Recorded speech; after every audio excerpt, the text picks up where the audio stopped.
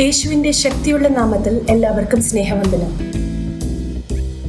ഇത് Cochin ലാംസ്റ്റൈൻ ചർച്ചിലെ pastor John കൊടിയറിന്റെ പ്രബോധനങ്ങളാണ്. ഞാൻ Minu Steve. ഇംഗ്ലീഷിൽ നിന്നും ഇത് നിങ്ങൾക്കായി തർജ്ജമ ചെയ്യുന്നു.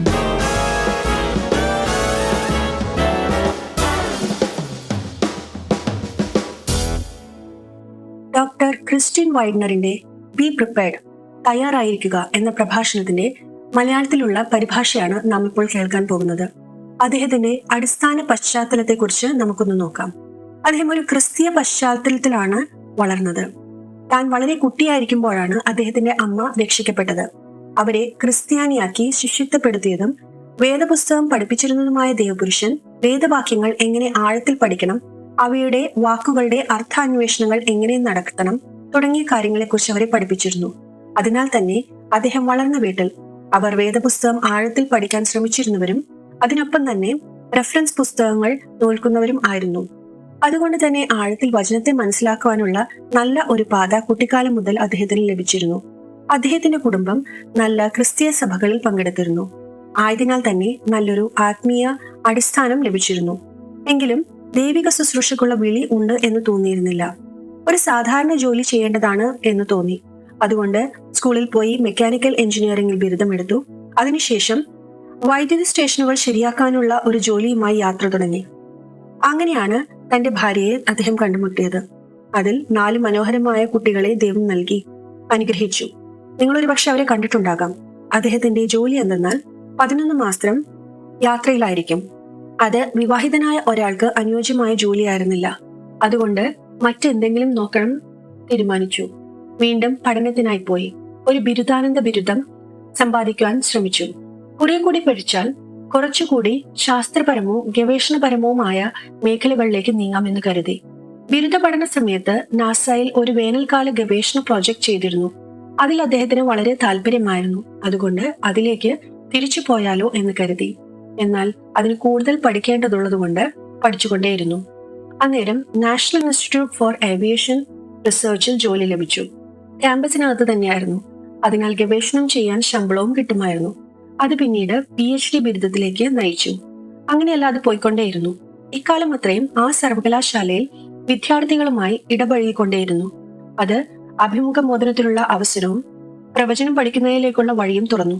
ഇത് അദ്ദേഹത്തിന് എപ്പോഴും താല്പര്യമുള്ള ഒരു വിഷയമായിരുന്നു.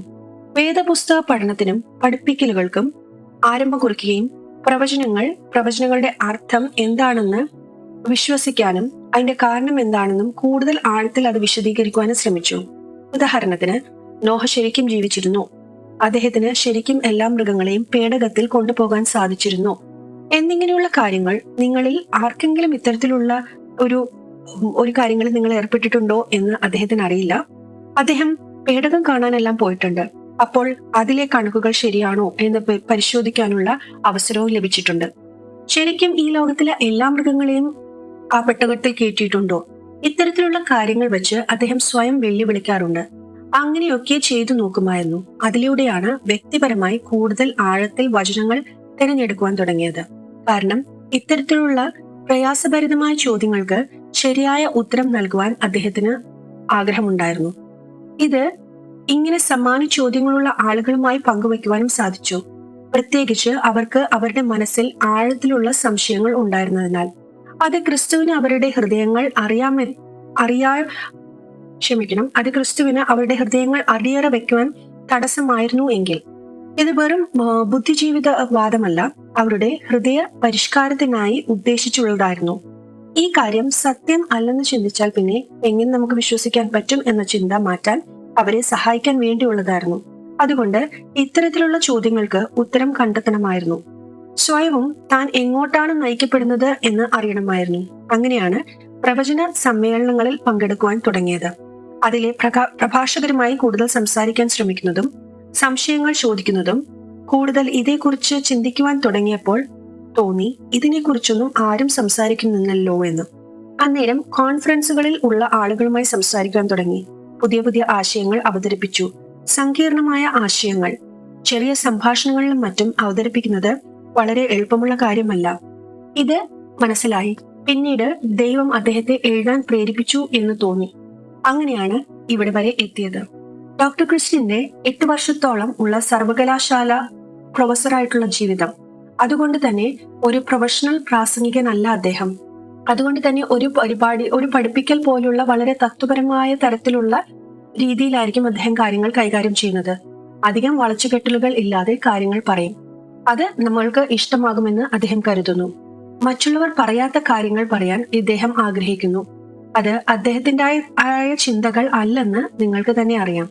ഇത്തരത്തിലുള്ള ചില കാര്യങ്ങൾ ചെയ്യുന്നതുകൊണ്ട് ഇപ്പോൾ അദ്ദേഹത്തിന് ഉറപ്പുള്ളതോ വിശ്വസിക്കാവുന്നതോ എന്ന് തിരിച്ചറിയാൻ സാധിക്കുന്നു. ഇത് ശരിക്കും ആശ്രയിക്കാവുന്നതാണോ എന്ന് ഉറപ്പില്ലായിരുന്നുവെങ്കിൽ കഴിഞ്ഞ ദിവസം ഹവാർഡ് പറഞ്ഞ പോലെ മറ്റുള്ളവരെ പഠിപ്പിക്കുന്ന നിങ്ങൾ കുറച്ച് കൂടുതൽ സ്റ്റാൻഡേർഡിലേക്ക് എത്തണം. ഇത് അവസാന കാലമാണ്. ഈ വിഷയം അദ്ദേഹം കൂടുതൽ പിന്നീട് വിശദീകരിച്ചു തരും.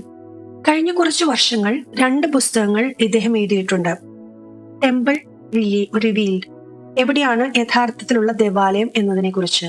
കാരണം നാം വചനം പരിശോധിക്കുമ്പോൾ ദേവാലയം പുനർനിർമ്മിക്കുന്നതിനെ കുറിച്ച് പറയുന്നുണ്ട്. കാരണം അന്തിക്രിസ്തു താൻ സ്വയം ദൈവമാണെന്ന് പ്രഖ്യാപിച്ചുകൊണ്ട് ദൈവത്തിന്റെ ആലയത്തിൽ തന്നെ അവരോധിക്കുന്നുണ്ട്. ആ ദേവാലയം എന്ന് പറയുന്നത് വെറുതെ സ്വയം ആയിരിക്കുവാൻ വേണ്ടിയുള്ളതല്ല, അത് ദൈവത്തിന്റെ ആലയത്തിൽ ആണ്.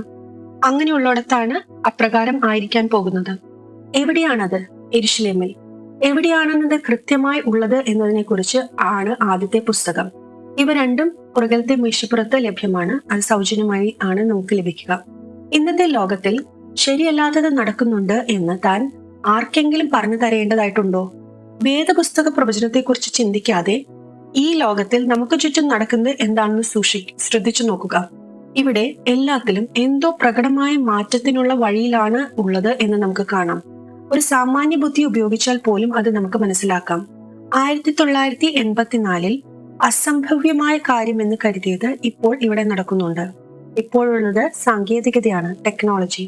അത് സർക്കാരിന് പണ്ടത്തേതിനേക്കാൾ അന്ന് പറ്റാതിരുന്നത് പോലും നിയന്ത്രിക്കാൻ പറ്റുന്ന വിധത്തിലുള്ള അധികാരം നൽകുന്നുണ്ട്. എന്താണ് ഇതിനെ തടയുന്നത്? മനുഷ്യന്റെ നല്ല മനസ്സ്. പാപ സ്വഭാവം നമ്മളോട് പറയുന്നു അതല്ല, ആരെങ്കിലും അതിനെ ദുരുപയോഗം ചെയ്യുമെന്ന്. ചരിത്രം പഠിച്ചാൽ നമുക്കറിയാം, ചിലർ അതിനെ ദുരുപയോഗം ചെയ്യാൻ ആഗ്രഹമില്ലാത്തവർ ആയിരിക്കും. അവരെ വേറെ ആരെങ്കിലും വന്ന് കൊന്ന് അയാൾക്ക് പകരം അധികാരത്തിൽ വന്നിരിക്കും. എത്ര കാലം നമുക്ക് പുതിയ സാങ്കേതിക വിദ്യകൾ കണ്ടുപിടിക്കാനും അതിന്റെ ദുരുപയോഗം എത്ര കാലം തടുക്കാനുമാകും? അതിന് അനന്തമായ സമയമില്ല എന്ന് തന്നെയാണ് അദ്ദേഹം വിശ്വസിക്കുന്നത്. ഇത് പൊതുവായ ഒരു അടയാളമാണ്. നാം ഇപ്പോൾ എത്തിയിരിക്കുന്ന കാലഘട്ടത്തിൽ സാങ്കേതിക വിദ്യ, അതായത് ടെക്നോളജി എടുത്തു മാറ്റിയില്ലെങ്കിൽ ഏകാധിപത്യം ഉയരും. കാരണം അതിനെ തടയാൻ കഴിയുന്നത് മനുഷ്യന്റെ നല്ല മനസ്സിനാണ്. ഗുഡ്നെസ് ഓഫ് മാൻ. അത് എന്നാൽ യാഥാർത്ഥ്യമല്ല. ദൈവത്തിന് തീർച്ചയായും ഇത്തരം കാര്യങ്ങൾ തടുക്കാൻ കഴിയും. എന്തുകൊണ്ടാണ് ഹിറ്റ്ലർ ലോകം കീഴടക്കാതിരുന്നത്? എന്തുകൊണ്ടാണ് അയാൾ തന്റെ വീഴ്ചയ്ക്ക് കാരണമായ ചില പൊട്ട തീരുമാനങ്ങൾ എടുക്കുന്നത്? കാരണം ദൈവം അവനിൽ നിന്നും വിജ്ഞാനം എടുത്തു കളഞ്ഞതിനാലും അതിനെ അനുവദിക്കാതിരുന്നതിനാലും ആണ്. ദൈവം എപ്പോഴും തിന്മയെ തടുത്തിരുന്നു. അത് തുടർന്നുകൊണ്ടേയിരിക്കും. അതായിരിക്കാം അതിനെതിരെയുള്ള ഒരേ ഒരു ശക്തി. നാം ഇപ്പോൾ ആയിരിക്കുന്ന ചരിത്രത്തിന്റെ ഈ ഭാഗത്ത്, നാം ആയിരിക്കുന്ന ഈ സമയത്ത് നന്മ എന്നത് തിന്മയും തിന്മ എന്നത് നന്മയുമാണ് എന്ന തരത്തിലാണ് ഉള്ളത്. വേദപുസ്തകം പറയുന്നു, ദോഷത്തെ നന്മയെന്നും നന്മയെ ദോഷമെന്നും വിളിക്കുന്നവർക്ക് അയ്യോ. ഇരുട്ടിന് പകരം വെളിച്ചവും വെളിച്ചത്തിന് പകരം ഇരുട്ടും കയ്പ് മധുരം കയ്പായി മാറുന്നു. ഇതാണ് നാം ആയിരിക്കുന്നതായ കാലഘട്ടം. ഗർഭചിത്രം, ട്രാൻസ്ജെൻഡർ വർഗീകരണം, critical race theory, wokeism, communism, fascism, അമേരിക്കയെ തകർക്കൽ, വാക്സിൻ, മാസ്ക്, ലോക്ക്ഡൌൺ, കർമ്മനിർദ്ദേശങ്ങൾ, ഇതെല്ലാം താൻ കാണുമെന്ന് അദ്ദേഹം ഒരിക്കലും കരുതിയിരുന്നില്ല. മനുഷ്യന്റെ വ്യക്തിപരമായ സ്വാതന്ത്ര്യങ്ങളെ ഹനിക്കുന്ന തരത്തിലുള്ള നിയമങ്ങൾ, വേദപുസ്തകപരമായ ലോകവീക്ഷണത്തിൽ അനാചാര വിശ്വാസങ്ങൾ വളരുന്നു. പഴയ ദേവതമാരെ വീണ്ടും ആരാധിക്കാനുള്ള ശ്രമം ഇത്ര തന്നെ തുറന്നു കാണാൻ കഴിയുമെന്ന് അദ്ദേഹം ഒരിക്കലും കരുതിയിരുന്നില്ല. പക്ഷേ അത് വളരെയധികം ഇപ്പോൾ നമുക്ക് കാണാൻ സാധിക്കുന്നുണ്ട്. സഭയിൽ വിശ്വാസ ഭ്രഷ്ടത, സഭാ നേതാക്കളുടെ വീഴ്ചകൾ, നീതിപാലനത്തിലെ അധപതനം, ഭരണഘടനാ അവകാശങ്ങൾ നിഷേധിക്കപ്പെടുന്നത്, നമുക്ക് പല ഉദാഹരണങ്ങളും ഇതിനായി കാണാം. ഇപ്പോൾ നിയമം ലംഘിക്കുന്നവരെ ആരും അധികം വിചാരണയൊന്നും ചെയ്യാറില്ല. നേരത്തെ അദ്ദേഹം അമേരിക്കൻ പ്രതിരോധ വകുപ്പിനൊപ്പം ജോലി ചെയ്തിരുന്നു. രഹസ്യരേഖകൾ നോക്കാൻ അനുമതി ലഭിക്കുന്ന അവസരങ്ങൾ എപ്പോഴും അദ്ദേഹം ഒഴിവാക്കിയിരുന്നു. കാരണം ചെറിയൊരു പിഴവ് പോലും വലിയ തടവിലേക്ക് നയിക്കപ്പെടുമായിരുന്നു. പക്ഷെ ഇന്ന് പ്രമുഖരായ ചിലർ രഹസ്യരേഖകൾ ദുരുപയോഗം ചെയ്തിട്ടും ഒന്നും തന്നെ സംഭവിക്കുന്നില്ല. പ്രമുഖർക്കെതിരെ ഇത്രയധികം തെളിവുകൾ ഉണ്ടായിട്ടും ആരും പ്രതികരിക്കുന്ന പോലുമില്ല. ഇപ്പോൾ നീതിയുടെ രണ്ട് വ്യത്യസ്ത മാനദണ്ഡങ്ങൾ ഉള്ള ഒരു സമ്പ്രദായത്തിലാണ് നാം ജീവിക്കുന്നത്. ഈ ലോകത്തിന്റെ ഈ ഭാഗത്ത് അത് വളരെ മോശമാണ്. പക്ഷെ ലോകത്തിലെ മറ്റു ചില ഭാഗങ്ങളിൽ അത് ഇതിലും വളരെ മോശമാണ്. ഇതൊരു അമേരിക്കക്കാര്യം മാത്രമല്ല, ലോകാവസാനത്തിന്റെ കാര്യമാണ്. ഇത് ആഗോള തലത്തിലുള്ള കാര്യമാണ്. എല്ലായിടത്തും ഇത് ബാധിക്കപ്പെടുന്നുണ്ട്. അമേരിക്കയിലും. 2 തിമോത്തിയോസിൽ പൗലോസ് ഇപ്രകാരം പറയുന്നു: അവസാന കാലങ്ങളിൽ കഠിന കാലങ്ങൾ ഉണ്ടാകും. ആളുകൾ സ്വയം സ്നേഹിക്കുന്നവരും പണം സ്നേഹിക്കുന്നവരും അവകാശപ്പെട്ടവരും അഭിമാനികളുമായി മാറും. മാതാപിതാക്കൾക്ക് അനുസരിക്കാത്തവരും നന്ദി കെട്ടവരും അശുദ്ധരും വാത്സല്യമില്ലാത്തവരും ഗുണമില്ലാത്തവരും ഏഷണിക്കാരും അജിതേന്ദ്രിയന്മാരും ഉഗ്രന്മാരും സൽഗുണദ്വേഷികളും ദ്രോഹികളും രാഷ്ട്രക്കാരും നിഗളങ്ങളുമായി ദൈവപ്രിയമില്ലാതെ ഭോഗപ്രിയരായി ഭക്തിയുടെ വേഷം ധരിച്ച് അതിന്റെ ശക്തി ത്യജിക്കുന്നവരുമായിരിക്കും. അങ്ങനെയുള്ളവരെ വിട്ടൊഴിയുക. ഈ വാക്കുകൾ വളരെ കഠിനമാണ്, പക്ഷെ നമ്മുടെ കാലത്തിന് അതീവ അനുയോജ്യമാണ്. മാതാപിതാക്കളോട് അനുസരണക്കേടെന്ന് പറയുമ്പോൾ പണ്ട് അത് വളരെ നിസ്സാരമായി കരുതിയിരുന്നു. എന്നാൽ ഇപ്പോൾ അത് ലോകമാകെ സംഭവിച്ചുകൊണ്ടിരിക്കുകയാണ്. പണ്ട് ചരിത്രത്തിൽ ആകമാനം കണ്ടിരുന്ന ഒരു പ്രവണത എന്തെന്നാൽ കുട്ടികൾ തങ്ങളുടെ മാതാപിതാക്കളെ അനുസരിക്കും എന്നുള്ളതായിരുന്നു. അത് ചൈനയോ ബുദ്ധമതമോ ഇസ്രായേലിലോ അമേരിക്കയിലോ എവിടെയൊക്കെ ആയിരുന്നാലും നമ്മുടെ മാതാപിതാക്കന്മാരായിരുന്നു നമ്മുടെ നിയമം. പക്ഷേ കഴിഞ്ഞ കുറെ കാലങ്ങളായി നമുക്ക് ഇന്റർനെറ്റും ഇന്റർനാഷണൽ ആശയവിനിമയ സാധ്യതകളും വന്നപ്പോൾ നമുക്ക് അമേരിക്കൻ സിനിമകളൊക്കെ ലഭിക്കാൻ തുടങ്ങി. അത് ലോകത്താകമാനമുള്ള സംസ്കാരം മാറ്റാനും തുടങ്ങി. 2000 വർഷങ്ങൾക്ക് മുമ്പ് പറഞ്ഞ കാര്യം അത് വളരെ ചെറിയ കാര്യമല്ല. ലോകമാകമാനമുള്ള കുട്ടികൾ പെട്ടെന്ന് മാതാപിതാക്കളെ അനുസരിക്കാതായി. ഈ കാലത്തെക്കുറിച്ച് പ്രവചിച്ചിരുന്ന പോലെ തന്നെ ആയി തുടങ്ങി. ദൈവശക്തിയുടെ വേഷം മാത്രമേ കാണൂ, അതിന്റെ ശക്തി നിഷേധിക്കുന്നു എന്ന് പറഞ്ഞത്. എത്രയോ സ്ഥലങ്ങളിൽ നമുക്കിത് കാണാൻ സാധിക്കും. ക്രിസ്ത്യാനികളെ കുറിച്ച് പലരും പറയുന്നത് അതാണ്. അവർ കപടഭക്തരാണ്, നാം ഇപ്പോഴും പാപികളാണ് എന്നുള്ളതിന്റെ ഒരു തുറന്ന പറച്ചിലാണ്. നമ്മൾ ഇപ്പോഴും പാപങ്ങൾ ചെയ്യുകയും ദൈവത്തിന് മുന്നിൽ നിൽക്കാൻ പ്രാപ്തരുമല്ല. ഒരു മുതിർന്ന ക്രിസ്ത്യാനി എന്ന നിലയിൽ നമ്മൾ തെറ്റിപ്പോയിട്ടുണ്ട് എങ്കിൽ അത് ഏറ്റുപറയുക, എന്നിട്ട് തെറ്റ് തിരുത്തി ജീവിക്കുക. കാരണം ദൈവത്തിന്റെ സ്റ്റാൻഡേർഡിന് ഒപ്പം നിൽക്കണം. ഭാര്യയോട് ദേഷ്യപ്പെടുമ്പോൾ ദൈവത്തിന്റെ സ്റ്റാൻഡേർഡിൽ നിന്നും അദ്ദേഹം മാറിപ്പോകുന്നു. കാരണം സ്നേഹം അങ്ങേയറ്റം ക്ഷമിക്കുന്നു, ദയാപൂർവം വർദ്ധിക്കുന്നു. സ്നേഹം അസൂയപ്പെടുന്നില്ല, ആത്മപ്രശംസ ചെയ്യുന്നുമില്ല, സ്നേഹം അഹങ്കരിക്കുന്നില്ല, പരുഷമായി പെരുമാറുന്നില്ല, സ്വാർത്ഥ താല്പര്യം മുറുകെ പിടിക്കുന്നുമില്ല. സ്നേഹം ശോഭിക്കുന്നില്ല, അന്യരുടെ അപരാധങ്ങൾ കണക്കെഴുതി സൂക്ഷിക്കുന്നില്ല. ഇതൊരു ബുദ്ധിമുട്ടേറിയ ലിസ്റ്റാണ്. ക്രിസ്ത്യാനികൾ എന്ന നിലയ്ക്ക് നാം എപ്പോഴും ഇപ്രകാരം വേണം സ്നേഹിക്കാൻ. നമ്മൾ ഇങ്ങനെയല്ല എങ്കിൽ നമ്മൾ കപടഭക്തിക്കാരാണ്, നമ്മൾ പാപികൾ മാത്രമാണ്. നമ്മൾ കപടഭക്തിക്കാരാവുന്നത് നമ്മൾ പാപം ചെയ്യുകയും അതിനെ അംഗീകരിക്കാതിരിക്കുകയും ചെയ്യുമ്പോഴാണ്. പശ്ചാത്താപം ഇല്ലാതിരിക്കുമ്പോഴാണ്. നിങ്ങൾ തെറ്റു ചെയ്തു എന്ന് സമ്മതിക്കാതിരിക്കുമ്പോഴാണ്. ദൈവത്തെ ഏതോ ഒരു തരത്തിൽ അംഗീകരിക്കുകയും അത് രൂപാന്തരപ്പെടുത്തുന്നത് അല്ലാതിരിക്കുകയും ചെയ്യുന്ന ഒരു സദാകാലത്തിൽ ആണ് നാം ജീവിക്കുന്നത്. ദൈവത്തിന്റെ ആഹ്വാന പ്രകാരം അല്ല നാം ജീവിക്കുന്നത്. അത്തരത്തിൽപ്പെട്ട ആളുകളുമായി യാതൊരു ബന്ധവും വെക്കാത്തതാണ് നല്ലത്. പാപത്തെ വെറുക്കുകയും പാപിയെ സ്നേഹിക്കുകയും ചെയ്യുക എന്നത് വളരെ കടുപ്പമുള്ളതാണ്. കൂട്ടായ്മ നിലനിർത്തിക്കൊണ്ട് ശരിയായ പാതയിൽ എങ്ങനെ നിലനിൽക്കുകയും ചെയ്യാം എന്ന് നാം നോക്കണം.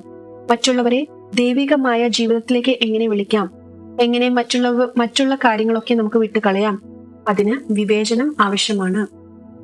ചിലരോട് ശുശ്രൂഷ ചെയ്യേണ്ട സമയവും ചിലരോട് അകന്നിരിക്കേണ്ടതുമായ സമയവുമുണ്ട്. അതിനൊരു എളുപ്പത്തിലുള്ള ഒരു ഉത്തരമില്ല. എന്നാൽ ഹോവാർഡ് പറയുന്നത് ശരിയാണ്. എന്ത് നമ്മൾ ചെയ്താലും അതെല്ലാം സ്നേഹത്തോടെയാണ് ചെയ്യുന്നത് എന്ന് ഉറപ്പാക്കണം. അവിടെ വിജ്ഞാനം വേണം. പ്രത്യേകിച്ച് ഈ ദിവസങ്ങളിൽ സഭയ്ക്കകത്തും പുറത്തുമുള്ള വലിയ വിഭജനത്തെ കണക്കിലെടുക്കുമ്പോൾ. ഒരേ സമയം ആളുകൾ ക്രിസ്തുവിൽ തങ്ങളുടെ ജീവനെ സമർപ്പിക്കുകയും അവർ മണവാളനായി ഒരുങ്ങിയിരിക്കുകയും ചെയ്യുമ്പോൾ മറ്റു ചില ആളുകൾ ലോകം എന്തു പറയുന്നു എന്ന് സാഗോദം നോക്കിക്കൊണ്ട് ഇരിക്കുന്നു. അത്തരത്തിലുള്ള വിഭജനം സഭയ്ക്കകത്ത് തന്നെ ഉണ്ട്. പക്ഷെ എന്തോ ഒന്ന് വളരെ തെറ്റാണ്.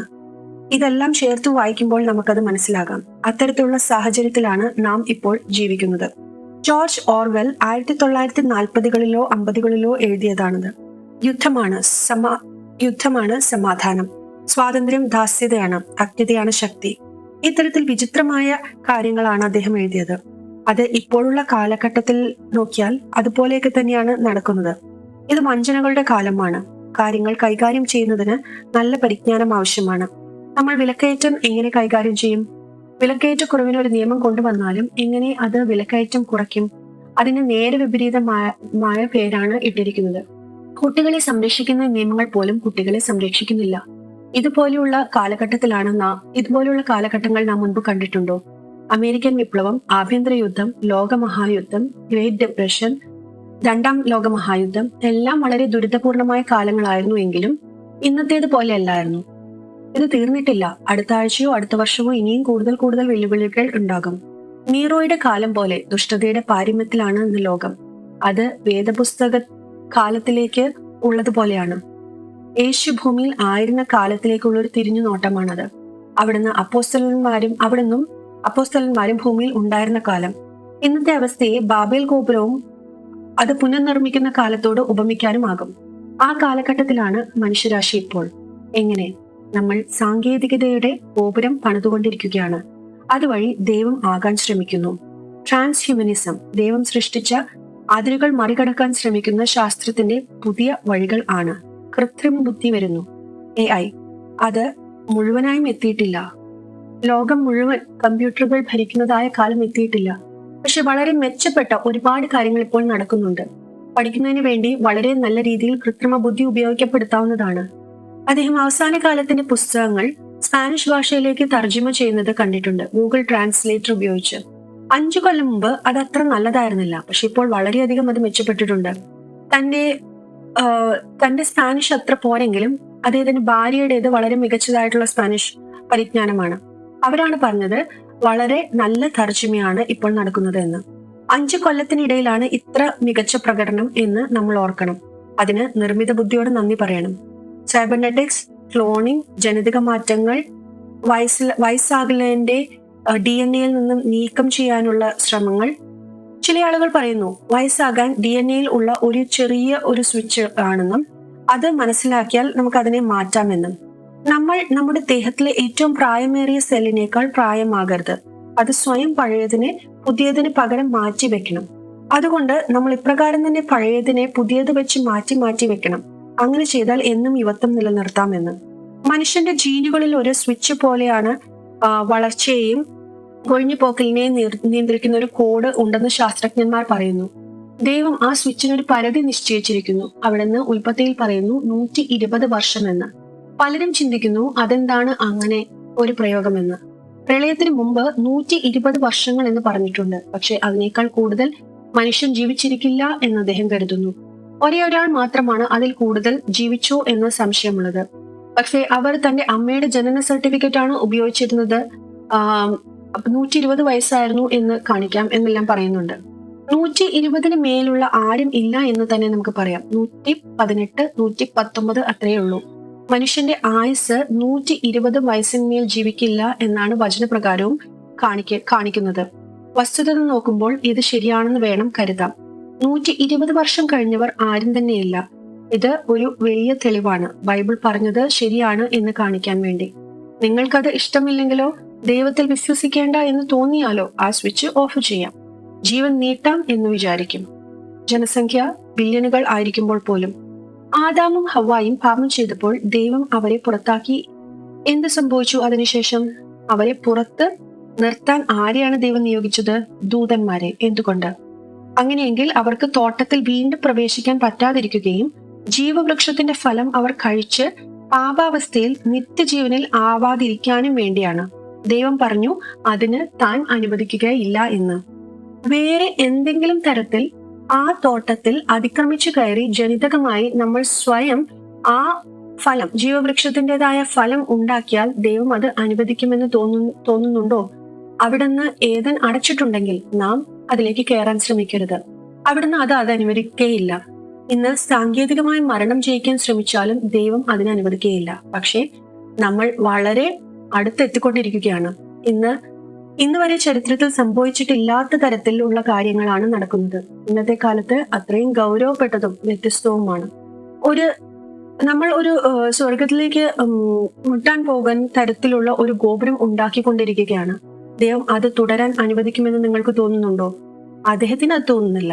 ബാബേൽ ഗോപുരത്തിലെ മറ്റൊരു കാര്യം എന്തെന്നാൽ എല്ലാവരും ഒരേ ഭാഷ സംസാരിച്ചിരുന്നവരായിരുന്നു. ഡോക്ടർ ക്രിസ്ത്യൻ ലോകത്തിന്റെ പല ഭാഗത്തും, പ്രത്യേകിച്ച് മെറ്റീരിയൽ സയൻസിന്റെ ഒരു സെമിനാറിൽ പ്രഭാഷണങ്ങൾ നടത്തിയത് ഇംഗ്ലീഷിലായിരുന്നു. ലോകത്തിന്റെ പല ഭാഗത്തു നിന്നുള്ളവരായിരുന്നു ആ അന്താരാഷ്ട്ര കോൺഫറൻസിൽ പങ്കെടുക്കാൻ വന്നത്. അവരെല്ലാവരും ഇംഗ്ലീഷിലാണ് പ്രബന്ധങ്ങൾ അവതരിപ്പിച്ചത്. ശാസ്ത്രലോകത്ത് ഇന്നേക്ക് തന്നെ ഒരു ബാബേൽ ഗോപുരമാണ്. എല്ലാം തന്നെ ഇംഗ്ലീഷിലാണ്. നിങ്ങളുടെ കണ്ടെത്തലുകൾ നിങ്ങൾ ഇംഗ്ലീഷിൽ അല്ല അവതരിപ്പിക്കുന്നത് എങ്കിൽ അതിനെ അവർ ഉൾപ്പെടുത്തില്ല, ശാസ്ത്രീയമായി കണക്കാക്കില്ല. അതിനർത്ഥം നമുക്ക് ഒരു പൊതുവായ ഭാഷയുണ്ട്. ലോകത്തിലെ എല്ലാ പ്രമുഖ ശാസ്ത്രജ്ഞർക്കും ആ ആംഗലേയ ഭാഷ, ഇംഗ്ലീഷ് ഭാഷ വായിക്കാനും എഴുതാനും പറയാനും അറിയാം. വിചിത്രമാണ്, പക്ഷേ ഇത് ബാബേൽ ഗോപുരത്തിന്റെ പോലെ തന്നെയാണ്. റിലയബിലിറ്റി പ്രൊഫസി, വിശ്വസതയെക്കുറിച്ചുള്ള പ്രവചനവും ഒരു പ്രധാന കാര്യമാണ്. ഇത് ഹൃദയത്തിൽ സൂക്ഷിക്കേണ്ടതും ഓർത്തിരിക്കേണ്ടതുമായ കാര്യമാണ്. ദൈവം പറയുന്നു, പണ്ടുള്ള പൂർവ്വ കാര്യങ്ങളെ ഓർത്തുകൊള്ളുവിൻ. ഞാനല്ലാതെ വേറൊരു ദൈവം ഇല്ല. ഞാൻ തന്നെ ദൈവം. എന്നെ പോലെ വേറെ ഒരുത്തനുമില്ല. ആരംഭത്തിങ്കൽ തന്നെ അവസാനവും പൂർവ്വകാലത്ത് തന്നെ മേലാൽ സംഭവിപ്പാനുള്ളതും ഞാൻ പ്രസ്താവിക്കുന്നു. എന്റെ ആലോചന നിവർത്തിയാകും. ഞാൻ എന്റെ താല്പര്യമൊക്കെയും അനുഷ്ഠിക്കും എന്ന് ഞാൻ പറയുന്നു. ദൈവം പറഞ്ഞിട്ടുള്ള കാര്യങ്ങൾ തീർച്ചയായും സംഭവിക്കും. അത് എല്ലായ്പ്പോഴും ശരിയാണ്. അത് സംഭവിക്കാൻ പോകുന്നത് അതേപോലെ എങ്ങനെ അവിടുന്ന് അത് ചെയ്യും എന്ന് നമുക്കറിയില്ല. എന്നാലോ അവിടുന്ന് എന്താണോ മനസ്സിൽ കൽപ്പിച്ചിട്ടുള്ളത് അത് അവിടുന്ന് നടത്തിയിരിക്കും. അതിന് അനേകം സൂചനകൾ അവിടുന്ന് നൽകിയിട്ടുണ്ട്. അത് നമ്മൾ മനസ്സിലാക്കണം.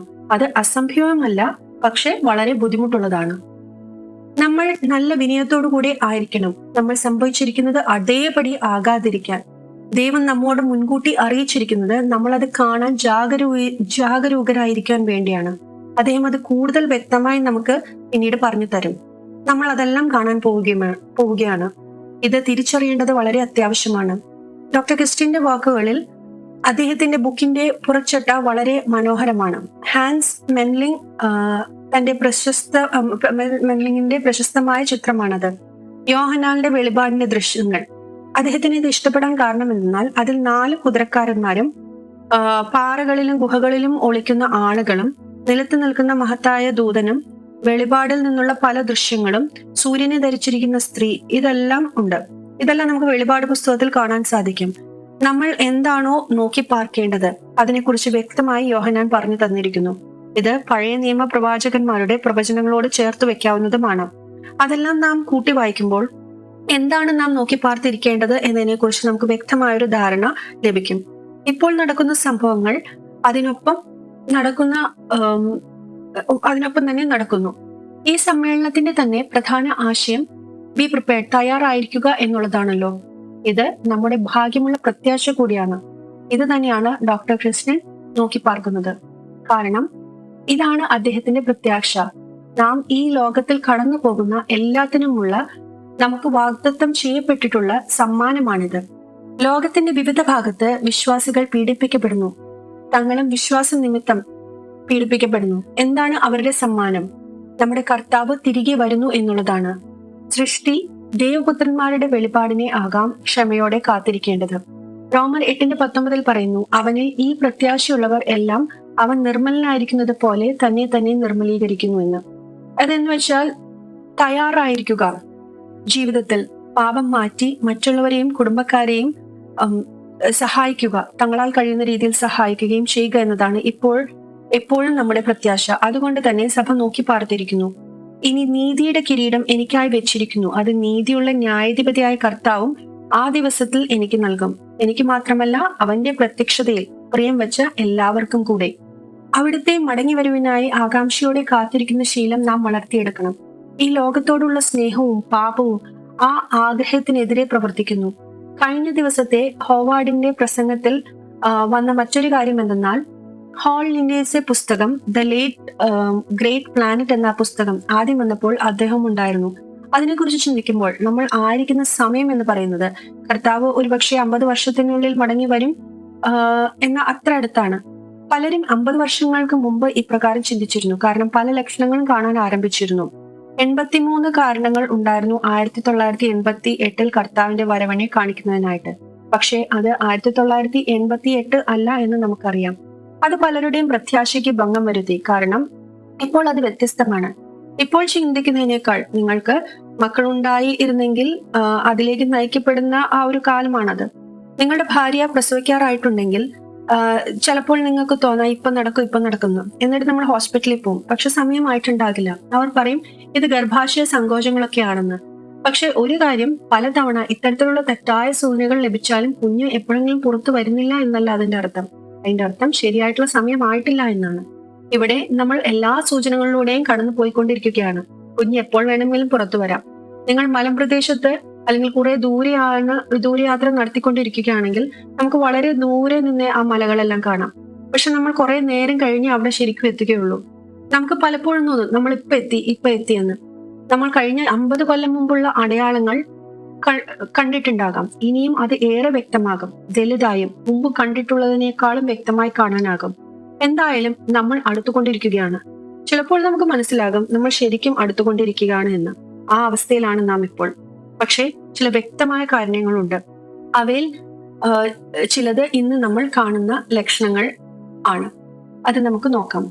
1. ഇസ്രായേൽ ദേശത്തിലേക്ക് തിരിച്ചെത്തുന്നു. 2. ഇസ്രായേൽ നോഹയുടെ കാലത്തേതുപോലെ മനുഷ്യന്റെ ദുഷ്പ്രവർത്തികൾ വളരുന്നു. 3. പ്രളയത്തിന് മുമ്പുള്ള സോദോം ഗോമോറയുടെ നഗരങ്ങളിലെ ഭീകരത വളരുന്നു. അത് വളരെ കാലമായി അപ്രകാരം തന്നെയാണ്. പക്ഷേ സ്വർഗരതിയുടെ സ്വീകാര്യത നോക്കിയാൽ അത് സോദോം ഗൊമോറയിലെ വളരെ പ്രധാനപ്പെട്ട ഒരു അടയാളമായിരുന്നു. കഴിഞ്ഞ 20 വർഷമായി അത് വളരെ കൂടുതലുണ്ട്. എന്നാൽ കഴിഞ്ഞ കുറച്ചു കാലങ്ങളായി അത് എത്രത്തോളം വളർന്നു എന്ന് നമുക്കറിയാം. സ്ത്രീയും പുരുഷനും തമ്മിലാണ് വിവാഹം നടക്കേണ്ടത് എന്ന തരത്തിലുള്ള പോസ്റ്റുകൾ നമ്മൾ ഇട്ടാൽ ജോലി വരെ നഷ്ടപ്പെടാൻ സാധ്യതയുണ്ട്. ചെറിയ കാലയളവിൽ വളരെ വലിയ വ്യത്യാസമാണ് ഉണ്ടായിക്കൊണ്ടിരിക്കുന്നത്. 4.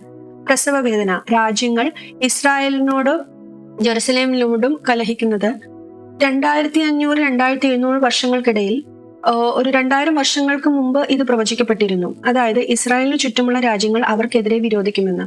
നമ്മൾ ചിലപ്പോൾ പറയും അത് അന്നായിരുന്നു എന്ന്. പക്ഷെ അതിപ്പോഴും, അതായത് 2000 വർഷങ്ങൾക്ക് ശേഷവും ഇപ്പോഴും സാധൂകരിക്കപ്പെടുന്ന തരത്തിലുള്ള ഒരു പ്രവചനമാണ്. അത് വളരെ ആശ്ചര്യജനകമാണ്. അവർക്ക് ഇപ്പോഴും അതേ ശത്രുക്കളുണ്ട്, അതേ നാടകങ്ങൾ. 2000 വർഷങ്ങൾക്ക് മുമ്പ് ഉള്ള തരത്തിലുള്ള നാടകങ്ങൾ ഇപ്പോഴും നടക്കുന്നു. അത് നാം കണ്ടുകൊണ്ടും ഇരിക്കുകയാണ്. അത് ചില പ്രത്യേക രാജ്യങ്ങൾ ഇപ്പോഴും ഇസ്രായേലുമായി ശത്രുതയിലുമാണ്. ഒരു പ്രത്യേക സമാധാന ഉടമ്പടി ഉണ്ടാകും. അതിനുശേഷം അവർ യഹൂദ പള്ളികളിലേക്ക് തിരികെ വന്ന് ആരാധന പുനഃസ്ഥാപിക്കും. ഇതിനാലാണ് ഡോക്ടർ ക്രിസ്ത്യൻ തന്റെ ആദ്യത്തെ പുസ്തകം എഴുതിയത്. നമ്മൾ ഇതൊക്കെ ശ്രദ്ധിക്കേണ്ടതിന്റെ ആവശ്യം എന്തെന്നാൽ 10 കന്യകമാരുടെ ഉപമ ഒരു ഉദാഹരണമാണ്. മത്തായി 25:1 മുതൽ 5 വരെയുള്ള വാക്യങ്ങളിൽ പറയുന്നു, സ്വർഗരാജ്യം മണവാളനെ എതിരേൽപ്പാൻ വിളക്ക് എടുത്തും കൊണ്ട് പുറപ്പെട്ട 10 കന്യകമാരോട് സദൃശ്യമാകും. അവരിൽ 5 പേർ ബുദ്ധിയില്ലാത്തവരും 5 പേർ ബുദ്ധിയുള്ളവരുമായിരുന്നു. ബുദ്ധിയില്ലാത്തവർ വിളക്ക് എടുത്തപ്പോൾ എണ്ണ എടുത്തില്ല. ബുദ്ധിയുള്ളവരോ വിളക്കോടുകൂടെ പാത്രത്തിൻ എണ്ണയും എടുത്തു. പിന്നെ മണവാളൻ താമസിക്കുമ്പോൾ എല്ലാവരും മയക്കം പിടിച്ചുറങ്ങി. അർദ്ധരാത്രിക്കോ മണവാളൻ വരുന്നു, അവനെ എതിരേൽപ്പാൻ പുറപ്പെടുവിൻ എന്ന ആർപ്പുവിളി ഉണ്ടായി. അപ്പോൾ കന്യകമാർ എല്ലാവരും എഴുന്നേറ്റ് വിളക്ക് തെളിച്ചു.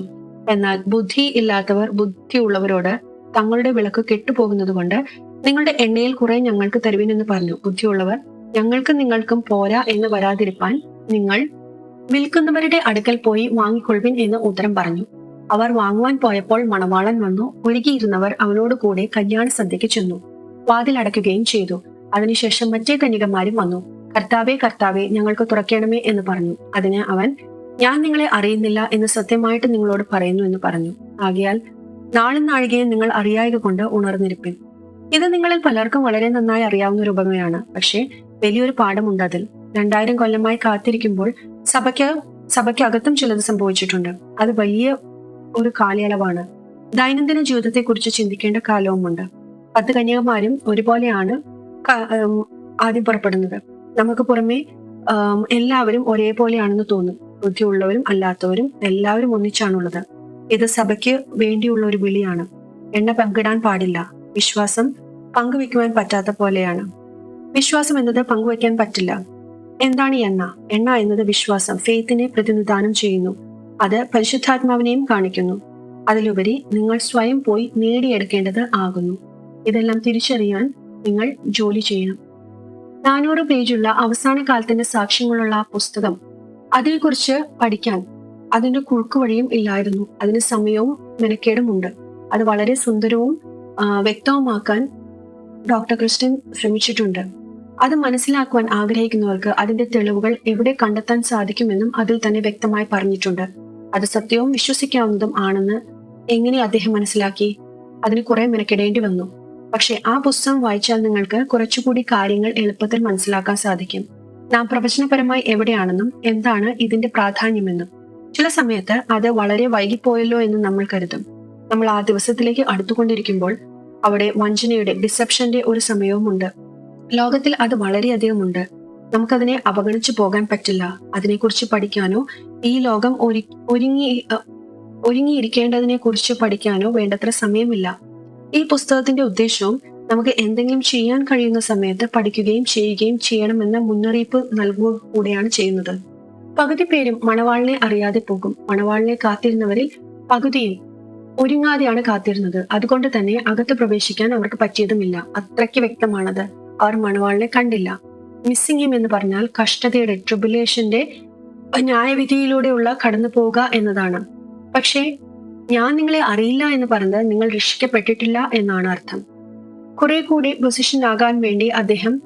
പോസിറ്റീവ് ആകാൻ വേണ്ടി അദ്ദേഹം ആഗ്രഹിക്കുന്നു. വരുവാൻ ഒരു കാലമുണ്ട്. ട്രിബുലേഷൻ അല്ലെങ്കിൽ കഷ്ടത പറയുന്നു, ആരെങ്കിലും തന്റെ ജീവൻ രക്ഷിക്കാൻ നോക്കിയാൽ അവൻ അതിനെ നഷ്ടപ്പെടുത്തുന്നു എന്ന്. പക്ഷേ എന്നെ പ്രതി ആരെങ്കിലും തന്റെ ജീവൻ നഷ്ടപ്പെടുത്താൻ നോക്കിയാൽ അവൻ അതിനെ നേടുന്നു.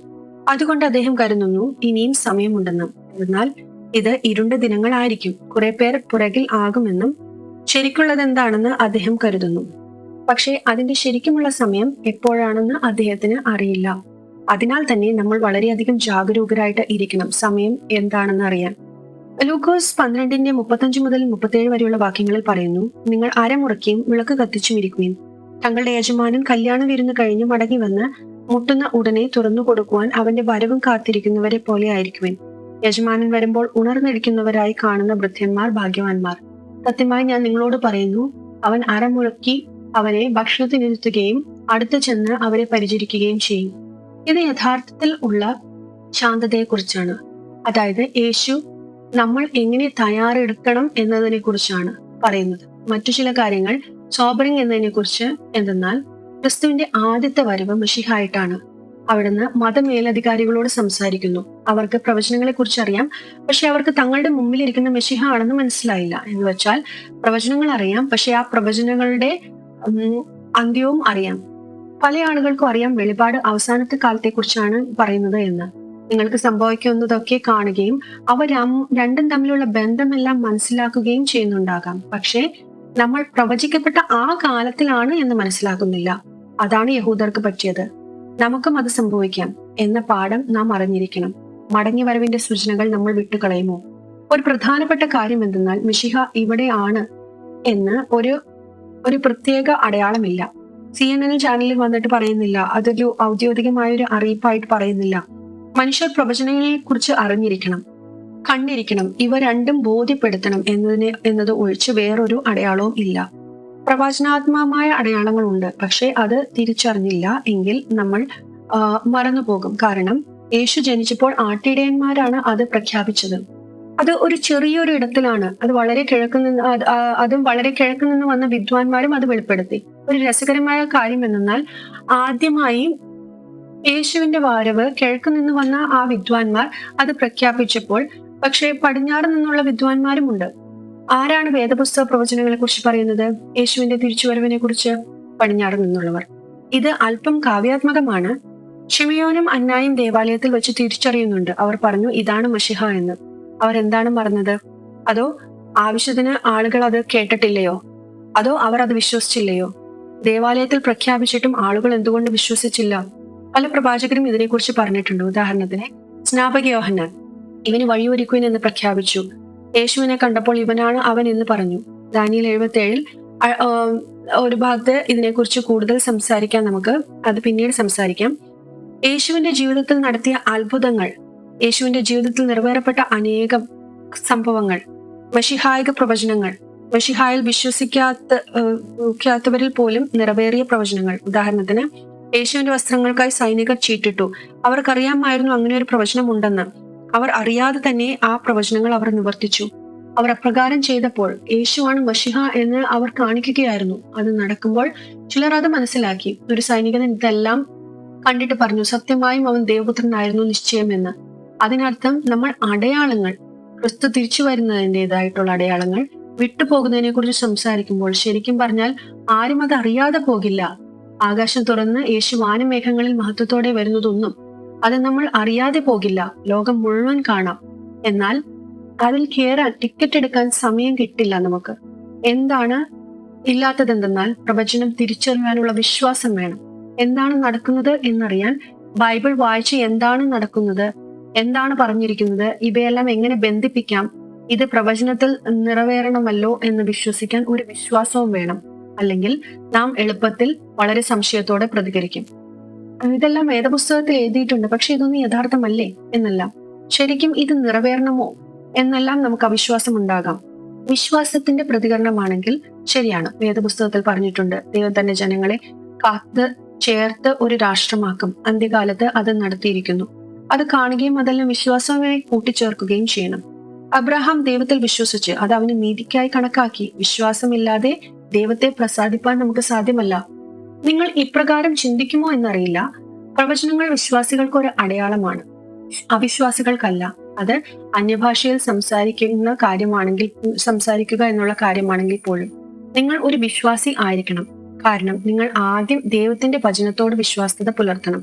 നമുക്ക് സംഭവിച്ച കാര്യങ്ങളെ കാണുകയും അതിനെ വിശ്വസിക്കുകയും അതുമായി ബന്ധിപ്പിക്കുകയും വേണം. പ്രവാചകത്തെ അവഹേളിക്കരുത്. നമ്മൾ പ്രവചനങ്ങളെ കുറിച്ച് പറയുമ്പോൾ പലർക്കും പല ചിന്തകളാണ്. അതെല്ലാം ശരിയല്ല. എന്നാൽ പ്രവാചകങ്ങളിൽ വിശ്വസനീയമായ സത്യം വേണമെന്ന് അദ്ദേഹം വിശ്വസിക്കുന്നു. അതിനാലാണ് ഡോക്ടർ ഇവിടെ തുടരുന്നത്. പലരും പലതും പറയുന്നു, എന്നാൽ എന്താണ് യഥാർത്ഥത്തിൽ നടക്കാൻ പോകുന്നത് എന്ന് നാം അറിയേണ്ടതെല്ലാം വേദപുസ്തകത്തിൽ പറഞ്ഞിട്ടുണ്ട്. അതാണ് നാം വിശ്വസിക്കേണ്ടത്. അദ്ദേഹം ആളുകളെ വിശ്വസിക്കുന്നില്ല, നമ്മളും അങ്ങനെ തന്നെ ചെയ്യണമെന്നില്ല. അദ്ദേഹം പറയുന്നത് മുഴുവൻ നാം വിശ്വസിക്കേണ്ട. ഒരു കാര്യം ഉറപ്പിക്കാം, വേദപുസ്തകം എപ്പോഴും ശരിയാണ്. അതാണ് അദ്ദേഹത്തിന്റെ പഠനത്തിൽ അദ്ദേഹം ഉറപ്പാക്കുന്നത്. ആദ്യത്തെ അടയാളം എന്തെന്ന് നമുക്ക് നോക്കാം. അത്തിയെ നോക്കി ഒരു ഉപമ പഠിപ്പിൻ. അതിന്റെ കൊമ്പ് ഇളയതായി ഇല തളിർക്കുമ്പോൾ വേനൽ അടുത്തു എന്ന് നിങ്ങൾ അറിയുന്നുവല്ലോ. അങ്ങനെ നിങ്ങൾ ഇതൊക്കെ കാണുമ്പോൾ അവൻ അടുക്കെ വാതിൽക്കൽ തന്നെ ആയിരിക്കുന്നു എന്ന് അറിഞ്ഞുകൊള്ളുവിൻ. ഇത് സത്യമായില്ലെങ്കിൽ സംഭവിക്കുന്ന കാര്യങ്ങൾ കണ്ട് നാം വേനൽക്കാലം അടുത്തിരിക്കുന്നു എന്ന് എങ്ങനെ അറിയും? യേശു പറഞ്ഞ പോലെ സംഭവങ്ങൾ കാണുമ്പോൾ നാം തിരിച്ചറിയണം. ഈ തലമുറ കഴിയുന്നതിന് മുമ്പ് ഈ കാര്യങ്ങൾ സംഭവിക്കും എന്ന് യേശു പറഞ്ഞു. ഇതിന്റെ വ്യാഖ്യാനത്തിൽ 2 പ്രധാന ചോദ്യങ്ങൾ നമുക്കുണ്ട്. ഒന്ന്, ഈ അത്തിച്ചെടി ശരിക്കും ഇസ്രായേലാണോ? അതൊരു വാതിലാണ്. അത് നല്ലതാണ്, പക്ഷെ അത് ശരിയല്ലാതെയും ആയിരിക്കാം. പക്ഷെ അത് ശരിയാണ് എന്ന് അദ്ദേഹം കരുതുന്നു. ഇപ്പോൾ അത് പരീക്ഷിക്കാൻ പോവുകയാണ്. കാരണം ഇസ്രായേൽ ഒരു രാഷ്ട്രമാണ്. ഈ തലമുറയുടെ കാലാവധിക്കുള്ളിൽ തിരിച്ചു വന്നില്ല എങ്കിൽ നമ്മൾ കൊടുത്തിരിക്കുന്ന വ്യാഖ്യാനം ശരിയല്ല. പക്ഷെ അദ്ദേഹം കരുതുന്നു ഇതൊരു നല്ല വ്യാഖ്യാനമാണെന്ന്. അദ്ദേഹത്തിന്റെ പുസ്തകത്തിൽ ഇതിനെ ബന്ധപ്പെടുത്തി അനേകം വാക്യങ്ങൾ കൊടുത്തിട്ടുണ്ട്. 100% ഉറപ്പില്ലെങ്കിലും നല്ല ഒരു നിരീക്ഷണമാണെന്ന് അദ്ദേഹം കരുതുന്നു. ഈ വാക്യത്തിൽ നമ്മൾ ഉപയോഗിക്കുമ്പോൾ എന്താണ് അതുകൊണ്ട് അർത്ഥമാക്കുന്നത് എന്ന് നാം അറിഞ്ഞിരിക്കണം. ചില നിരീക്ഷണങ്ങൾ ശരിയായിരിക്കാം, ചിലത് അല്ലായിരിക്കാം. തലമുറ എന്നത് എത്ര കാലത്തേക്കാണ്? ഏത് തലമുറ? മത്തായിയുടെ തലമുറ അല്ല, അവസാന കാലം കാണുന്ന തലമുറ. അതിന് പല ഡെഫിനിഷൻസും ഉണ്ട്. മരുഭൂമിയിൽ ഇസ്രായേൽ 40 വർഷം സഞ്ചരിച്ചു. അവർക്ക് സൈന്യത്തിൽ ചേരാനുള്ള പ്രായം ആകുന്ന സമയം മുതൽ. ചില വചനങ്ങളിൽ മിസ്രൈമിൽ നിന്ന് പുറപ്പെട്ട യോദ്ധാക്കൾ അവതൊക്കെയും യഹോവയുടെ വാക്ക് അനുസരിക്കായകൊണ്ട് അവർ മരിച്ചൊടുങ്ങും വരെ ഇസ്രായേൽ മക്കൾ 40 സംവത്സരം മരുഭൂമിയിൽ സഞ്ചരിക്കേണ്ടി വന്നു എന്ന് യോശുവ 5:6 പറയുന്നു. സങ്കീർത്തനം 90:10 പറയുന്നു, തങ്ങളുടെ ആയുഷ്കാലം 70 സംവത്സരം, ഏറെയായാൽ 80 സംവത്സരം. അതിന്റെ പ്രതാപവും പ്രയാസവും ദുഃഖവും അത്രേ. ഉൽപ്പത്തി 6:3 പറയുന്നു, ദൈവം പറഞ്ഞു, എന്റെ ആത്മാവ് സദാകാലവും മനുഷ്യരിൽ വസിക്കുകയില്ല, അവർ മരിച്ചു പോകുന്നവരാണ്, അവരുടെ ആയുഷ്കാലം 120 വർഷം ആയിരിക്കും. അതിനർത്ഥം ചില സാധ്യതകളുണ്ട്. അത് 40-60 വർഷം, അല്ലെങ്കിൽ 70 മുതൽ 80 വർഷം, അല്ലെങ്കിൽ 120 വർഷങ്ങൾ. ഇനി എന്താണ് ഇതിന്റെ അടിസ്ഥാനം? അത്തിപ്പഴ ചെടിയുടെ മുളപ്പിക്കൽ എന്താണെന്ന് നോക്കാം. ഈ വക ആർ കേട്ടിട്ടുള്ളൂ? ഇങ്ങനെയുള്ളത് ആർ കണ്ടിട്ടുള്ളൂ? ഒരു ദേശം ഒരു ദിവസം കൊണ്ട് പിറക്കുമോ? ഒരു ജാതി താനുമായിട്ട് തന്നെ ജനിക്കുമോ? സിയോനോ നോവ് കിട്ടിയ ഉടൻ തന്നെ മക്കളെ പ്രസവിച്ചിരിക്കുന്നു എന്ന് യെശയ്യാവ് 66:8 പറയുന്നു. അതൊരു മനോഹരമായ വാക്യമാണ്. കാരണം രാജ്യങ്ങൾ യുദ്ധം കൊണ്ട് ജയിച്ചിരുന്ന ഒരു കാലഘട്ടത്തിലാണ് ഇത് എഴുതിയത്. ഒരു രാജ്യത്തിന് സ്വാതന്ത്ര്യം പ്രഖ്യാപിക്കാൻ വേണ്ടി നമുക്കൊരു യുണൈറ്റഡ് നേഷൻ ഉള്ള കാലമല്ലായിരുന്നു അത്. യെശയ്യാവിന്റെ കാലത്ത് ഉണ്ടായിരുന്ന ഒരു തത്വമല്ലായിരുന്നു അത്. പക്ഷെ ഇന്നത്തെ കാലത്ത് നമുക്ക് അങ്ങനെ ചെയ്യാൻ സാധിക്കും. അതാണ് സത്യത്തിൽ നടന്നത്. 1948 മെയ് 14 ഇസ്രായേൽ ഒരു രാഷ്ട്രമായി രൂപപ്പെട്ടു. 1967 ജൂൺ 7 6 ദിവസത്തെ യുദ്ധത്തിന് ശേഷം ജെറുസലേം കൂട്ടിച്ചേർക്കപ്പെട്ടു. അത് ഒരു പിറവിയോ അത്തിപ്പഴത്തിന്റെ മുളപ്പിക്കലോ ആയിരുന്നില്ല. ആദ്യമായി ഇസ്രായേൽ പ്രത്യക്ഷപ്പെട്ടതിനെ കുറിച്ചല്ല ഇവിടെ പറയുന്നത്. 40 വർഷം കൂട്ടിയാൽ 1988, 60 വർഷം കൂട്ടിയാൽ 2008. ഇവയിൽ ഒന്നും പ്രത്യേകിച്ച് സംഭവിച്ചില്ല. എന്നാൽ നാം ഇപ്പോൾ 70-80 വർഷത്തിന്റെ ഇടയിലാണ് വരുന്നത്. 2018 മുതൽ 2028 വരെ അത് വളരെ രസകരമായ കാലമാണ്. 2020 സംഭവിച്ച മറ്റു പല കാര്യങ്ങൾ കൂടി കണക്കിലെടുക്കുമ്പോൾ 2020 മുതൽ 2027 വരെയുള്ള 7 വർഷങ്ങൾ എന്തുകൊണ്ട് വളരെ പ്രധാനമാണെന്ന് പിന്നീട് വിശദീകരിച്ചു തരും. ഇവിടെ പലതരം സാക്ഷ്യങ്ങൾ, പല ഭാഗങ്ങളിൽ നിന്നുള്ള തെളിവുകൾ, ഇവ തമ്മിൽ പൊരുത്തപ്പെടുന്നുണ്ടോ എന്ന് നമുക്ക് നോക്കാം. സംഭവങ്ങളുടെ സുതാര്യതയെ കൂടുതൽ ഉറപ്പാക്കാൻ കഴിയും. ബൈബിളിലെ തത്വമനുസരിച്ച് 2-ൽ കൂടുതൽ സാക്ഷികൾ ഏതൊരു കാര്യവും സ്ഥിരീകരിക്കേണ്ടതിന് ഉണ്ടാകേണ്ടതുണ്ട്. അതിന്റെ വിശ്വാസ്യതയ്ക്കായി ഒരേ കാര്യത്തെക്കുറിച്ച് പല ഭാഗങ്ങളിൽ ദൈവം പലതവണ സാക്ഷ്യപ്പെടുത്തുന്നുണ്ട്. അതുപോലെ തന്നെയാണ് ദൈവം പല ഭാഗങ്ങളിലും തെളിവ് നൽകുന്നത്. 120 വർഷത്തെക്കുറിച്ച് പറയുമ്പോൾ 2068 ഇത് പരീക്ഷിക്കാമെന്ന് കരുതാം. പക്ഷേ ഇത് തെറ്റുമായിരിക്കാം. പക്ഷേ ശക്തമായ ദൈവശാസ്ത്ര വാദങ്ങളുമുണ്ട്. യേശു ഇങ്ങനെ ആയിരിക്കാം ഉദ്ദേശിച്ചത് എന്ന തരത്തിൽ ഉള്ളത്. ഇസ്രായേൽ അവസാന കാലത്ത് വീണ്ടും ഒന്നിക്കും. അന്നാളിൽ കർത്താവ് തന്റെ ജനത്തെ, ശേഷിച്ചിരിക്കുന്ന ശേഷിപ്പിനെ അശൂരിൽ നിന്നും, മിസ്രൈമിൽ നിന്നും, പത്രോസിൽ നിന്നും, കൂശിൽ നിന്നും, ഏലാവിൽ നിന്നും, ഷീനാറിൽ നിന്നും, ഹമാദിൽ നിന്നും, സമുദ്രത്തിന്റെ ദ്വീപുകളിൽ നിന്നും വിട്ടുകളയുവാൻ 2-ാം പ്രാവശ്യവും കൈനീട്ടും. യെശയ്യാവ് 11:11 ഇത് എഴുതിയിരിക്കുന്നത്. ആദ്യത്തെ കൂടിച്ചേരുകൾ എസ്രയുടെ നെഹമ്യാവിന്റെ കാലത്താണ്. 516 മുതൽ 409 BC വരെ. ഈ വാക്യത്തിൽ 2-ാമത്തെ പ്രാവശ്യം എന്ന് പറയുന്നത് നമ്മുടെ കാലത്താണ്. ദൈവം ലോകത്തിന്റെ വിവിധ ഭാഗങ്ങളിൽ നിന്നുള്ള യഹൂദന്മാരുടെ അവരുടെ ദേശത്തേക്ക് തിരിച്ചെത്തിച്ചു. ഇതായിരിക്കാം 2-ാമത്തെ തവണ. ഇത് വളരെ അപൂർവമായ ഒരു ദിവ്യ സംഭവമാണ്. യഹോവയായ ദൈവം ഇപ്രകാരം അരുളി ചെയ്യുന്നു: ഞാൻ ഇസ്രായേൽ ഗൃഹത്തെ അവർ ചിതറിപ്പോയിരിക്കുന്ന ജാതികളുടെ ഇടയിൽ നിന്നും ശേഖരിച്ച് ജാതികൾ കാണുകെ എന്നെ തന്നെ അവരിൽ വിശദീകരിക്കുമ്പോൾ ഞാൻ എന്റെ ദാസനായ യാക്കോബിന് കൊടുത്ത ദേശത്ത് അവർ പാർക്കും. അവർ അതിൽ നിർഭയമായി വസിക്കും. അതെ, അവർ വീടുകൾ പണിത് മുന്തിരിത്തോട്ടങ്ങളെ ഉണ്ടാക്കും. അവരുടെ ചുറ്റുമുള്ളവരായി അവരെ നിന്ദിക്കുന്ന ഏവരിലും ഞാൻ ന്യായവിധികൾ നടത്തുമ്പോൾ അവർ നിർഭയരായി വസിക്കും. ഞാൻ അവരുടെ ദൈവമായ യഹോവ എന്ന് അവർ അറിയും എന്ന് യെഹെസ്കേൽ 28:25 മുതൽ 26 വരെയുള്ള വാക്യങ്ങളിൽ പറയുന്നു. ദൈവം അവരെ തിരിച്ചു കൊണ്ടുവന്ന് എന്ന് മാത്രമല്ല, അവരുടെ അയൽ രാജ്യങ്ങൾ വിരുദ്ധത കാണിക്കുമെന്നും ദൈവം അവരെ രക്ഷിക്കുമെന്നും പ്രവചനങ്ങളിൽ ഉണ്ട്. നിങ്ങൾക്ക് ചരിത്രം അറിയുമോ എന്ന് ഡോക്ടർ ക്രിസ്റ്റിന് അറിയില്ല. 1948 ഇസ്രായേലിന് സ്വാതന്ത്ര്യം പ്രഖ്യാപിച്ചു. ഉടനെ തന്നെ നിരവധി രാഷ്ട്രങ്ങൾ അവരെ ആക്രമിച്ചു. ഒരുപക്ഷെ 5 സൈനിക കേന്ദ്രങ്ങൾ. ഇസ്രായേലിന് സ്വയമായി സൈനിക ശേഷി ഇല്ലാത്തതിനാൽ അവർ തുടച്ചു നീക്കപ്പെടേണ്ടിയിരുന്നതായിരുന്നു. എന്നാലോ അവർ അത്ഭുതകരമായി വിജയിച്ചു. 1967 വീണ്ടും ആക്രമിക്കപ്പെട്ടു. 6 ദിവസത്തെ യുദ്ധം എന്നറിയപ്പെട്ട യുദ്ധം. വളരെ ചെറുതായിരുന്ന ഇസ്രായേലിനെ വളരെ ശക്തരായ ശത്രുക്കൾ 6 ദിവസം ആക്രമിച്ചെങ്കിലും ഇസ്രായേൽ ജയിച്ചു. യോം കിപ്പൂർ യുദ്ധം. ശക്തമായ സിറിയൻ ടാങ്കുകൾ ആക്രമണത്തെയും ഇസ്രായേൽ ജയിച്ചു. ഈ പറഞ്ഞ എല്ലാ യുദ്ധങ്ങളിലും ഇസ്രായേൽ പരാജയപ്പെടേണ്ടതായിരുന്നുവെങ്കിലും അത്ഭുതകരമായി ജയിച്ചു മറികടന്നത് ദൈവപ്രവൃത്തിയാണെന്ന് നാം മനസ്സിലാക്കണം. ദൈവം തന്നെയായിരുന്നു അവർക്ക് വേണ്ടി യുദ്ധം ചെയ്തത്. കാരണം യെഹെസ്കേൽ 36:6 അപ്രകാരം പറയുന്നു: ഇടഞ്ഞു കിടന്നിരുന്ന പട്ടണങ്ങളെ യഹോവയായ ഞാൻ പണിതു, ശൂന്യദേശത്ത് നടുതല വെച്ചുണ്ടാക്കി എന്ന് നിങ്ങളുടെ ചുറ്റും ശേഷിച്ചിരിക്കുന്നു. ജാതികൾ അന്ന് അറിയും, യഹോവയായ ഞാൻ അരുളി ചെയ്തിരിക്കുന്നു, ഞാൻ നിവർത്തിക്കുകയും ചെയ്യും. വർഷങ്ങൾക്ക് മുമ്പ് യെഹെസ്കേൽ പറഞ്ഞത് ഈ അവസാന തലമുറയിൽ നടന്നിരിക്കുന്നു. യഹോവ യെരൂശലേമിനെ പണിയുന്നു, അവന് ഇസ്രായേലിന്റെ ഭ്രഷ്ടന്മാരെ കൂട്ടിച്ചേർക്കുന്നു. ഈ വീഡിയോയിൽ 1898 2011 ചിത്രങ്ങളുണ്ട്. എങ്ങനെ ദൈവം പട്ടണം പണിതു എന്നത് നമുക്ക് നമ്മുടെ കൺമുമ്പിൽ കാണാം. അപ്പോൾ നാം മനസ്സിലാക്കണം, ദൈവം പറഞ്ഞു അപ്രകാരം സംഭവിക്കുമെന്ന്, അപ്രകാരം തന്നെ സംഭവിച്ചു. യെഹെസ്കേൽ 36:36 പറയുന്നു: ഇസ്രായേലിന്റെ പുനഃസ്ഥാപനം ദൈവത്തിന്റെ ചിഹ്നമാണ്. 2500 വർഷങ്ങൾക്ക് മുമ്പ് ഇത് എങ്ങനെ നടക്കുമെന്ന് നമുക്ക് തോന്നാം. യൂതന്മാർ ദൈവത്തിൽ വിശ്വസിക്കുന്നില്ല എന്നൊക്കെ പറയാം. പക്ഷെ അതിൽ കാര്യമില്ല. ദൈവം തീരുമാനിച്ചിരുന്നതും പ്രവചിച്ചിരുന്നതുമായിരുന്നു അത്. യെഹെസ്കേൽ 37:28 പറയുന്നു, എന്റെ വിശുദ്ധ മന്ദിരം സദാകാലത്തേക്കും അവരുടെ നടുവിൽ ഇരിക്കുമ്പോൾ ഞാൻ ഇസ്രായേലിനെ വിശദീകരിക്കുന്ന യഹോവയ എന്ന് ജാതികൾ അറിയും. നമ്മൾ ദേവാലയം വീണ്ടും പണിയുന്നത് കാണുമോ? ആളുകൾ അതിന്റെ പുനർനിർമ്മാണം തിരിച്ചറിയുമോ? അത് ദൈവത്തിന്റെ പ്രവൃത്തിയാണെന്ന് അറിയുമോ? അതൊരു അടയാളമായി രാഷ്ട്രങ്ങൾ കണക്കാക്കുമോ? സീനായ് മല അവിടെയുണ്ട്. ആ പ്രദേശങ്ങളും നമുക്കറിയാം. അതിപ്പോഴും പരിശുദ്ധ ഇടമാണ്. കാരണം ദൈവം അപ്രകാരം പറഞ്ഞിരിക്കുന്നു. പക്ഷേ ദൈവത്തെ വഹിക്കാൻ പറ്റിയ മന്ദിരമില്ല. പക്ഷെ യെരൂശലേമിൽ ദേവാലയ മല, അതാണ് അവിടുന്ന് പറഞ്ഞ സ്ഥലം. ഇങ്ങനെ ഞാൻ എന്നെ തന്നെ മഹത്വീകരിക്കുകയും എന്നെ തന്നെ വിശദീകരിക്കുകയും പല ജാതികളും കാണുകയും എന്നെ തന്നെ വെളിപ്പെടുത്തുകയും ഞാൻ യഹോവ എന്ന് അവർ അറിയുകയും ചെയ്യും എന്ന് യെഹെസ്കേൽ 28:23 പറഞ്ഞിരിക്കുന്നു.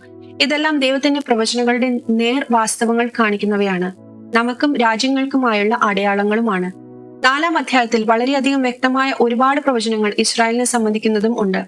നമ്മൾ ജാഗരൂകരായി ഇരിക്കേണ്ട സമയമാണിത്. കുറച്ച് ചോദ്യങ്ങളെല്ലാം ഉണ്ട്. എന്തുകൊണ്ട് ഇതിലെല്ലാം അദ്ദേഹം ഇത്ര ശ്രദ്ധിക്കാൻ തുടങ്ങി എന്നുള്ളത് പല കാരണങ്ങളുണ്ട്. പ്രത്യേകിച്ച് ദേവാലയത്തിന്റെ സ്ഥാനത്തിന്റെ കാര്യത്തിൽ. കാരണം അതായിരിക്കാം അടുത്ത വലിയ സംഭവമെന്നും അതിലും വളരെ വ്യക്തമായ മറ്റ് അനേകം പ്രവചനങ്ങൾ നടക്കാനും സാധ്യതയുണ്ടെന്നും ഡോക്ടർ ക്രിസ്റ്റലിന് തോന്നി. ശ്രദ്ധയോടെ ശ്രവിച്ചതിന് നന്ദി. നിങ്ങൾക്ക് എന്തെങ്കിലും ചോദ്യങ്ങളോ സംശയങ്ങളോ ഉണ്ടെങ്കിൽ ഞങ്ങളെ ബന്ധപ്പെടുക. എല്ലാവർക്കും അനുഗ്രഹപൂർണമായ ഒരു ദിവസം ആശംസിക്കുന്നു.